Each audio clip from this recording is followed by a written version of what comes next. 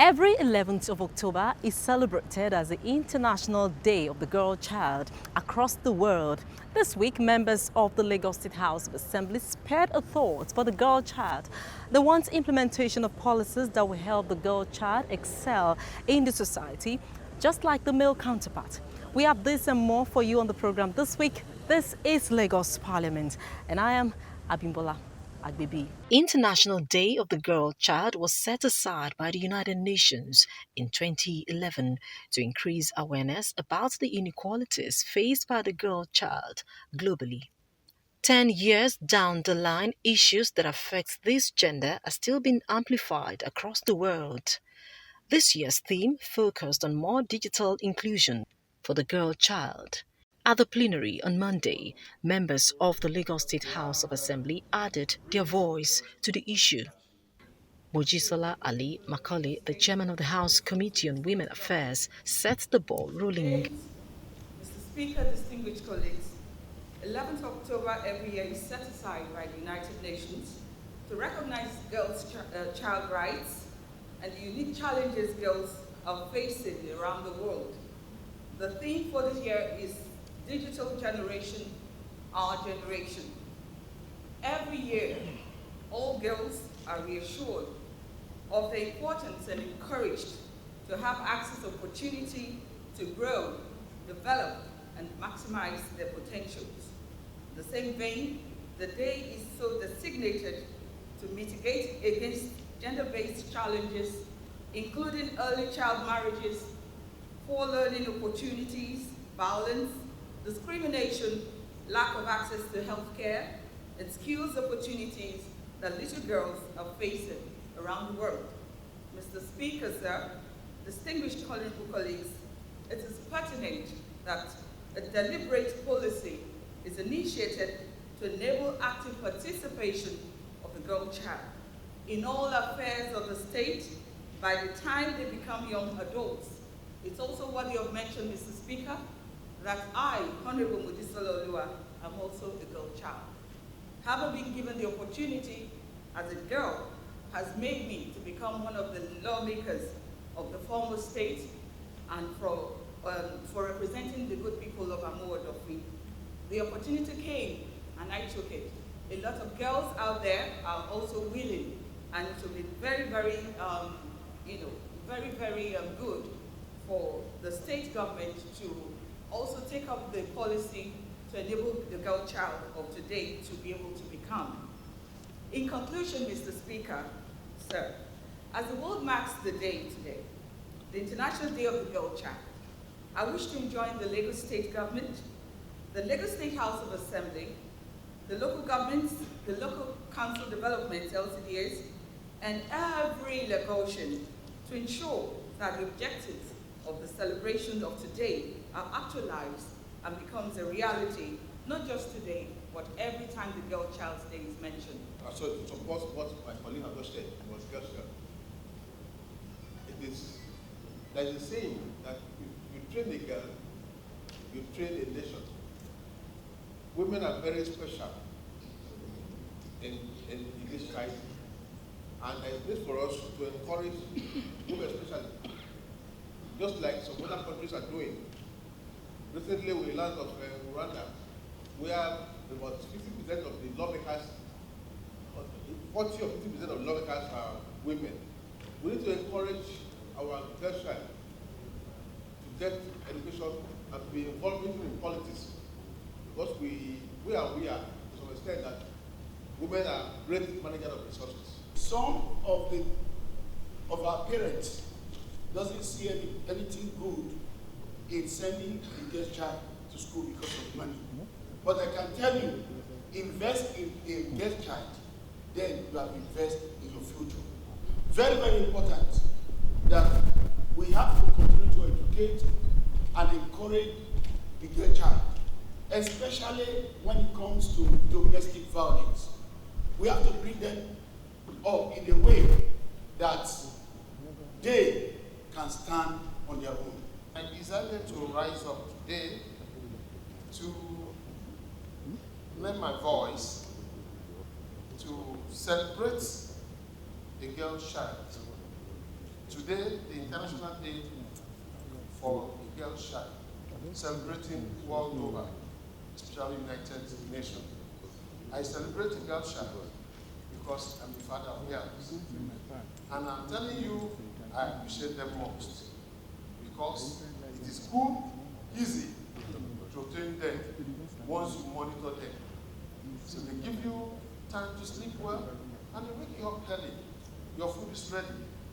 They help you to take care of apartment, even when you are not around. The celebration today, we join you in celebrating the girl child, and like most distinguished and honorable members had mentioned their contributions. We have so many of them doing so well, and like I also agree that we also have them as our children, and then they are doing very well. And if you look at your left hand side, you see them lawyers who has contributed or still contributing in no small measure to what we are doing. They have central core to what we are doing.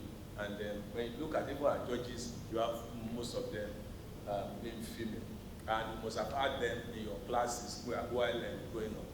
They easily even beat women and men in classes. Worldwide, conversations around the girl child are gaining more attention as more opportunities are being given to the girl child. It is hoped that more awareness created every year, the girl child will gain more recognition the same way the male counterpart is respected around the world. It's been set aside by the United Nations. It's been made an international day to also to celebrate the girl child, to make them feel special. And this year is no exception. The theme for this year is Digital Generation, Our Generation. And what this means is that it's giving a window, it's creating a window for the girl children also to see themselves as digitally compliant. So far, everything that concerns the girl child in Nigeria now has improved. A lot of support organizations and groups have emerged. A lot of NGOs have also sprung up to come up with advocacy and lending their voice in support to the girl children. And also the government, there's been a lot of legislation. We have the Child Rights Act, that also covers the girl child. We have a lot of, like for instance, even here at the Lagos State House of Assembly, I, being the Chairman House Committee on Women Affairs and Poverty Elevation, I have done a lot of voicing towards the emancipation of the girl child, and also being an ambassador of the girl child. We have seen a lot of tremendous difference, but the road is still very far from this point where we are. We see girl child being used as domestic servants. We still see the girl child being used as sent into early marriages, and then child abuse to rape. We have so many rape cases. They're also subjected to sex slavery. Like I said on the floor of the House, it is worthy of mention, and of course it comes with a lot of gratitude that I, Honorable Mrs. Mojisololu Ali Macaulay, I was once a girl child, and I still see myself a girl child. Because I can say confidently today that I'm a honorable member of the Lagos State House of Assembly, a member of Parliament, because I was given the opportunity to education, I was given the opportunity, the platform to excel and become. And that's why today I can celebrate myself and say, and give myself a pat on the back and say, well, I am a girl child and I can record, a level of success. So that prompted me to actually lend my voice today also, helps the government and the people of Lagos to be aware of this special day, and also the importance of the girl child in the family, in the country. For starters, the girl child will become a woman one day, somebody's wife, and we're all mothers. The girl child becomes a mother. And if she's given a proper upbringing, she's given the opportunity to become whatever she wants to be and to be successful, that builds the nation on the long run. This makes her a better wife at the end of the day. This makes her a better mother to some children in future. So this prompted me also today to actually raise this awareness and also for the girl children to be celebrated, so that they know that there's somebody somewhere who actually, has a voice for them. I think there's a wide gap. That's why I said that the journey, we've started it, but we're not close to El Dorado. Let's just give it to the governor of Lagos State, Mr. Babajide Sanwo-Olu. There's been a he for she governor. It's worthy of mention. He has done well. He has a lot of women as his executive cabinet. He has a lot of women there. And that, for me, shouldn't stop there. We should see a lot of women maybe as permanent secretaries, as we have them in so many other, as to head so many other agencies as their board, as their general managers and what have you. So when you have women there, look at other clients around the world. They have a lot of women, controlling their economies. And that's why you see them excelling, because when you want something done, you just put a woman there. She gets it done. When you want it said, leave the man to do it. I also want to, in the same vein, commend the Right Honourable Speaker of the Lagos State House of Assembly. You can see me grinning from chin to chin because he has made us very, very comfortable, the female legislators. He has made us very comfortable. I say it at every opportunity that I have to celebrate my speaker. He has given us the platform. He encourages us to excel as female lawmakers. To the girl child watching me from around the world, I have something for you. Dear girl child, you're not born by accident. You are wonderfully and carefully created. You are not a product of chance. You are a masterpiece of creation. You are unique in design, elegant in composition. You are one of a kind, heroine in the making. We are in a digital age, an age without boundaries, a boundless age with limitless opportunities, an age with no restrictions. You're the next story yet untold. You are the future awaiting to be heralded. You are the game changer and humanity awaits you. You are the big deal, so let your voice be heard. Like other oversight functions carried out by members of the Lagos State House of Assembly, this was not going to be an exception. The House Committee on Physical Planning commenced its task for the day. They had listed ministries, departments, and agencies to be visited. Many of the MDAs see to the safety of lives and property of citizens in the state, mostly the built environment.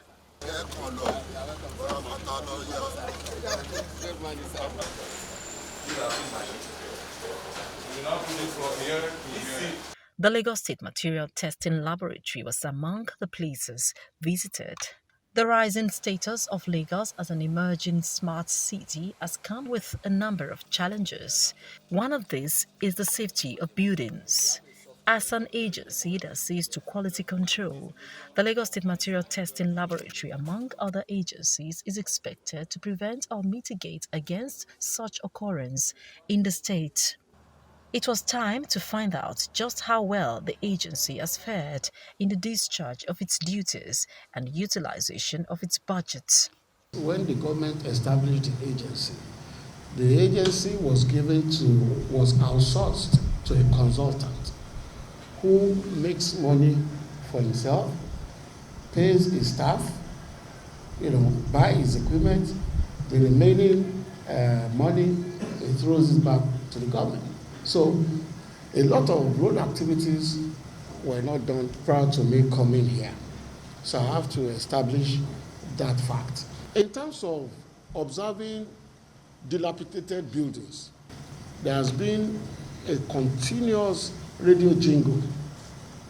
First, telling people that even before you buy a house, insist that the seller that you need a non-destructive test. Telling people that they must come to material testing to carry out tests. So we are trying within the budget approach, to do what we can do. We can only do so much. I really want to commend the initiative of the Lagos State government for setting up a testing and laboratory in Nigeria. And I think for people that are critical stakeholder in the construction industry, they must have been aware about your activities. But I believe you have a whole lot of opportunities that have not been tapped into. Because according to what I can see, if we do not really have the influx of substandard materials into our market, and if we do, what are the measures you are putting in place in checkmating some of these substandard? My question is, do you have cases? Do you have cases, documented cases, just for posterity? Do you have documented cases of where you identified a particular structure, facility, or whatever it is that have problems and was not quickly adhered to or quickly answered and then obviously failed? Because those are very important things that you should have documented to say, oh, you must keep heed or take heed to our advice or notification. The lawmakers took a tour of the facility, asking questions. The primary responsibility of this agency to carry out the necessary tests to detect buildings that are about to collapse through our non-destructive tests, and give recommendation to the necessary agency, which is LABSCA, who will swing into action to bring the building down before it collapsed. The visit of the lawmaker has added credence to this agency, and we've been able to establish our challenges, of which they know that they are going to do something. We've been able to tell them some of the things that are meant to be included in the law, which is currently being reviewed. Oversight is necessary, it's part of our function, and I think we can be able to talk about it. As the chairman of this committee, chairman of this committee on physical plan and urban development, this is my first time. We decided to see things on our own, not just to talk to paper. They say very well it has not what has been to be used to be before. We'll give it to the GM. The exercise is expected to last for 1 week. Climate change has continued to threaten coastal areas globally. Some are already stressed by human activity, and Africa is one of the most vulnerable continents. For coastal areas in Lagos, each year comes with varying devastating effects of this environmental challenge. Environmentalists say the popular Alpha Beach is presently prone to imminent catastrophe. Coastal erosion is one major challenge Alpha Beach community have had to deal with every year owing to rise in sea level. But images here have clearly shown that the situation is worse this year. The roads in the community have been chopped off by the ocean. The waves daily cut through the breakers, claiming sizable landmass, destroying properties. It comes up and submerges the houses. Everybody were being chased away from their houses. They are now homeless. These are displaced residents whose houses have been submerged in water. They have put up these shanties as their makeshift buildings. Despite this environmental challenge, the locals say they cannot leave the community and seek government assistance. Our house is inside water, and water pursue us reach there. Even though as it did there, water go see pursue us. As it happened that day, we just enter the house. We just rush our everything, our load, everything. Come on for that side. Who fit to stop water? To know do in home. It's God work. Not say if you grave for the water the full, we full all go through where you go come out. If they enter my room, no, if they enter 3 days go dry. I go sit there. What I go do? Today, Papa don't enter again. Suddenly, water just come in the midnight. From there, I lose all my property, house, everything like that. That is why I came back to here to find small house to live. This is my father's land. I'm freeborn of this place. I cannot live. I cannot live. To say the truth, we are not safe living here because of the water. The water might also reach at any time soon. If there's anything I want government to do is to repair the water and maybe help the poor. When they move close to us, you move backward. But nowadays, there's nowhere to move to. As the ocean sweeps through shoreline communities, the lawmakers have expressed concerns and want the challenges addressed. This House observes that the aforementioned communities are on the verge of extinction, as the ocean shore has already claimed a sizable landmass of the shoreline communities. This House is worried that a lot of families have been displaced with unquantifiable loss of homes and property. This House is further worried that unless this environmental threat to the shoreline communities of Etiosa is quickly addressed, these communities may be literally lost to the sea. Incursion into the shoreline. Sand is replenished, I think is west-east, continuously on shorelines. The moment you incur into the shoreline, you deprive the supply of sand to the places to the left of that incursion.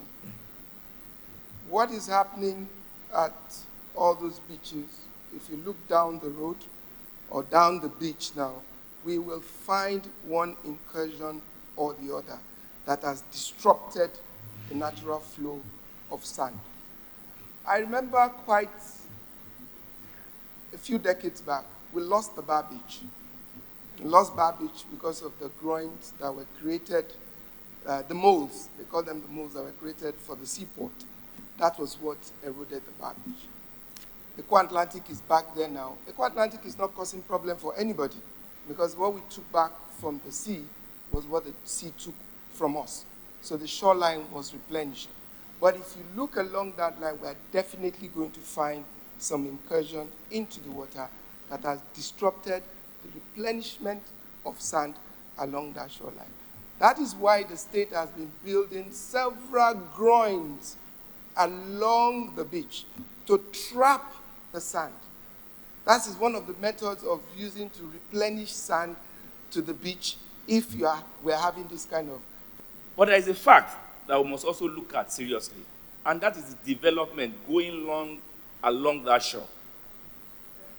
Seaports are being developed. We have estates coming up massively along that area. And all this involves dredging. And the seabed is affected. Now, what do? We need to look at our behavioral tendencies to ensure that we behave rightly so that we can manage God-given resources. By the time we get ourselves involved in illegal activity, even those ones that are not illegal, what are the corporate social responsibility by companies that are digging deep into our ocean to create seaports, to even create refinery along that axis? Because all of them are involved in big-time dredging. And the consequential effect is affecting those communities that does not have proper embankment. The issues between NIWA and, before it was NIWA, LASWA, and Waterfront. Now it's Waterfront and NIWA. LASWA has backed out to say this is our role or this is not our role. It's very saddening that the reason why we brought up that conflict before was because of the issue of multiple taxation. But now we're going to the degradation of our own environments. And I think that is the key of the prime mover. The environment is being degraded to a point where there might not be, it's not a joke. Those communities might not exist anymore, sir. To protect shoreline communities of Etiosa, in Etiosa, Ibejuleki, Badagry, Lagos Island, and other affected communities in the state. Secondly, to call on Mr. Babajide Olushola Sanwo-Olu, the governor of Lagos State, to direct the commissioners for waterfront, infrastructure development and environment, and water resources to come up with modalities for immediate remedies of affected communities and prevention of imminent catastrophe. 3, to call on the governor to work out modalities on how the state can assess or benefit from the ecological fund being given to other states that are affected by ecological disaster by the federal government. Other communities prone to disaster are Okwafa, Okumopo, Lafiaji, and Okwaja. And just before we go, let's take a quick look at some of the bills considered on the floor of the House this week.